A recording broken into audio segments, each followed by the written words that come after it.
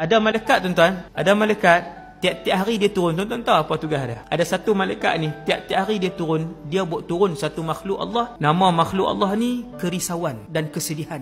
Ni malam ni baru perasan, oh sedih tu makhluk ke Ustaz? Tuan-tuan, benci, sedih, dendam, kasih, semua makhluk Allah. Boleh tengok di padang mahsyar, dalam syurga esok, tuan-tuan boleh tengok makhluk-makhluk yang saya sebut ni, boleh tengok. Ada malaikat tiap-tiap hari dia buat turun benda tu je. Dan malaikat ni bila dia turun tuan-tuan, dia buat kerja, antara kerja dia juga ialah mencabut keluar kesedihan daripada hati manusia.